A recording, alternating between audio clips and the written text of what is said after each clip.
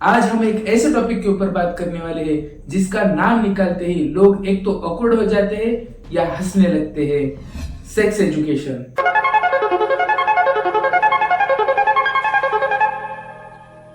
But chill यार, इसमें कुछ शर्माने जैसा नहीं है। ये कोई एडल्ट या कोई डर्टी टॉपिक नहीं है। ये एक नॉर्मल ह्यूमन नॉलेज है जो स्कूल में और अपने घर पे दोनों जगह मिलनी चाहिए। हर जनरेशन को ये टॉपिक समझना जरूरी है क्योंकि कंफ्यूजन सब एज ग्रुप में होता है। आज भी इंडिया के 70% स्कूलों में प्रॉपरली सेक्स एजुकेशन नहीं दी जाती। तो चलो बिना ऑकवर्ड हुए सीधा बात करते हैं, क्या होता है सेक्स एजुकेशन।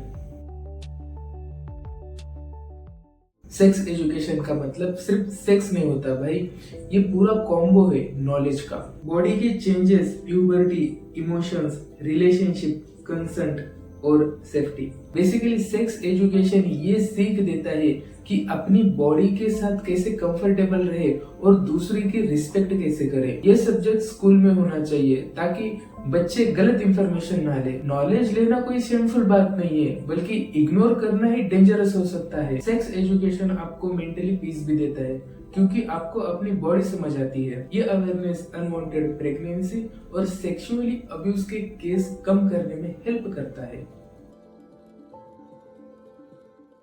देखो, इंडिया में आज भी माना जाता है कि सेक्स एजुकेशन से बच्चे बिगड़ जाते हैं। अरे भाई उल्टा है, जहाँ पर लोगों को सेक्स एजुकेशन के बारे में नॉलेज होता है, उल्टा लोग वहाँ पर रिस्पॉन्सिबल होते हैं। वो समझते हैं क्या सेफ है और क्या रॉन्ग है। और जहाँ पर नॉलेज नहीं होता वहाँ पर गलत क्यूरियोसिटी, फियर, मिस इन्फॉर्मेशन बढ़ती है। ये एजुकेशन पेरेंट्स को भी हेल्प करता है ओपनली कम्युनिकेशन बिल्ड करने में। Sex education mentally health improve करता है, शेम और गिल्ट कम होता है। ये आपको पीयर प्रेशर से बचाता है। जहाँ पर नॉलेज होती है वहाँ पर डिसीजन स्ट्रॉन्ग होते हैं। ये हर जेंडर के लिए इक्वली इम्पोर्टेंट है क्योंकि प्रोटेक्शन और रिस्पेक्ट दोनों तरफ से होनी चाहिए। अब आते हैं एक स्टेज पर जहाँ पर सब लोग कंफ्यूज हो जाते हैं, प्यूबर्टी। ये वो टाइम होता है जब बॉडी और माइंड दोनों बदलने लगते हैं। लड़कों की वॉइस बदलती है, उनकी हाइट बढ़ती है। और दोस्तों ये वही टाइम है जब लड़कों को दाढ़ी और मूछें आती है और लड़कियों में पीरियड स्टार्ट होते हैं। उनके बॉडी का शेप चेंज होता है, हिप्स, चेस्ट और हेयर ग्रोथ होते हैं, स्किन टोन चेंज होने लगती है, मूड स्विंग्स भी होते हैं और उनके इमोशंस स्ट्रॉन्ग होते हैं। ये सब नॉर्मल है ब्रो, ये नेचर का पार्ट है। पीरियड्स कोई डर्टी चीज नहीं, एक बॉडी की नेचुरल प्रोसेस है। मूड स्विंग्स होना, एकने, इमोशनल अप डाउन आना, ये प्यूबर्टी का एक पार्ट है। अगर कोई प्रॉब्लम ज्यादा लगे, जैसे कि इरेगुलर पीरियड्स हो गया, हार्मोनल इश्यूज हो गए, तो डॉक्टर से ओपनली बात करो, डरो मत। हाइजीन मेंटेन करना और अपनी बॉडी को समझना, इग्नोर मत करो। यहाँ आती है एक सबसे बड़ी बात, कंसेंट। जब तक दोनों हाँ ना बोले तब तक कुछ भी सही नहीं। टच, किस या रिलेशनशिप, इन सब में रिस्पेक्ट होना जरूरी है। कंसेंट एक बार नहीं, हर एक स्टेप पे होता है। नो का मतलब नो, साइलेंस का मतलब यस नहीं होता। कंसेंट हर रिलेशनशिप में वैलिड है, दोस्ती, मैरिज, डेटिंग, सब में। किसी का मूड बदल जाए तो उसका नो तुरंत रिस्पेक्ट करो। रियल लव वही होता है जहां पर दोनों कंफर्टेबल और सिक्योर फील करें।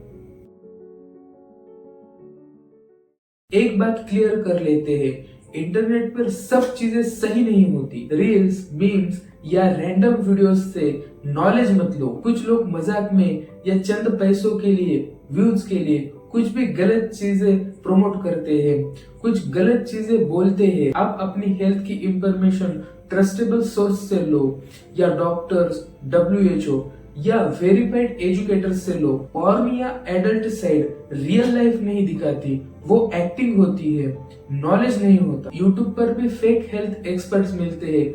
आपको चेक करना चाहिए कि उनके सोर्स ऑथेंटिक है या नहीं। हर चीज को गूगल पे सर्च करने से पहले ये समझो कि क्या आपके सोर्स जेन्युइन है। रियल सेक्स एजुकेशन आपको इमोशन, अंडरस्टैंडिंग, रिस्पेक्ट, केयर सिखाता है, सिर्फ फिजिकल होना नहीं।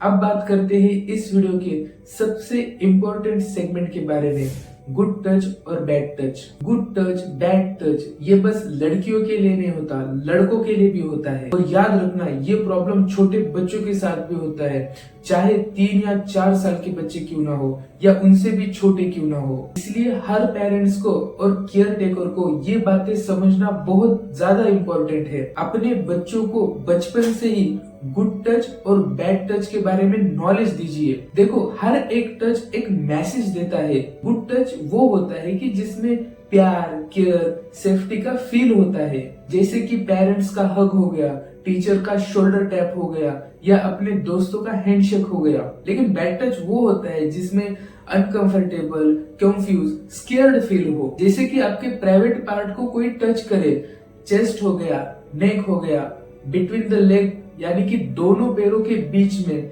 हिप्स यानी कि आपके बैक साइड, या कोई आपको गलत तरीके से हक करे या फोर्सफुली टच करे विदाउट आपकी परमिशन के। अगर आपको कभी ऐसा लगा तो तुरंत नो बोलो, उस जगह से दूर जाओ। आपके पेरेंट्स, टीचर या कोई ट्रस्टेबल एडल्ट को ये बात बताओ। ये देखो चुप रहना गलत है और चुप रहने से गलत लोगों की हिम्मत बढ़ती है और नेक्स्ट इंसिडेंट किसी और के साथ भी हो सकता है। ये देखो अपने पेरेंट्स से बात करना ही सेफ रहने का पहला स्टेप है। अब जो बातें मैं बता रहा हूँ वो पेरेंट्स के लिए है।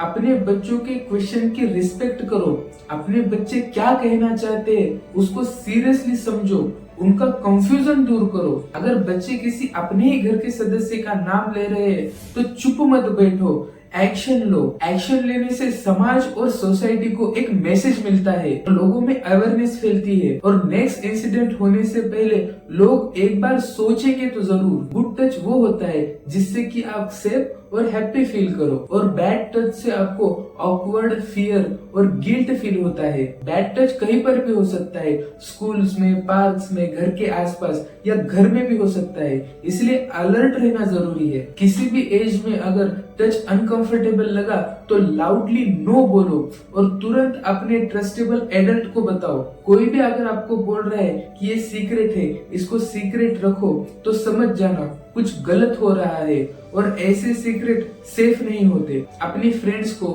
सिबलिंग को ये बातें बताओ ताकि वो भी सेफ और सिक्योर रहे। एक बात हमेशा याद रखना, your body is your right.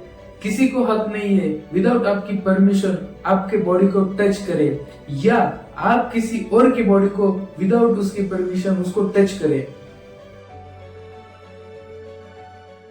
अब देखते हैं कुछ common myth. Myth number 1, sex education से बच्चे बिगड़ते हैं। बल्कि फैक्ट ये है कि सेक्स एजुकेशन से बच्चे रिस्पॉन्सिबल और मैच्योर होते हैं।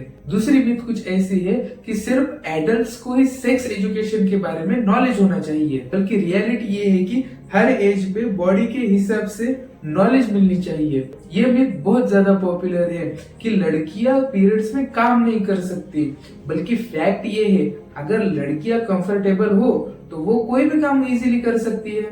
अब लास्ट मिथ को देखते हैं कि कंडोम हमेशा गलत होते हैं। फैक्ट ऐसा है कि कंडोम प्रोटेक्शन और सेफ्टी के लिए बेस्ट ऑप्शन है। मिथ्स तोड़ना बहुत ज्यादा जरूरी है, वरना सोसाइटी शेम और साइलेंस को हमेशा फेस करेगी। नॉलेज ही वो लाइट है जो कंफ्यूजन हटा सकती है।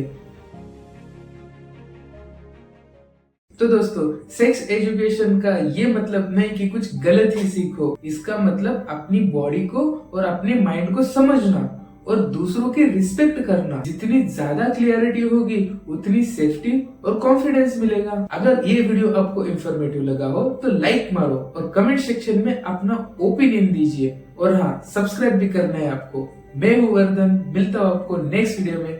तब तक के लिए take care guys and bye.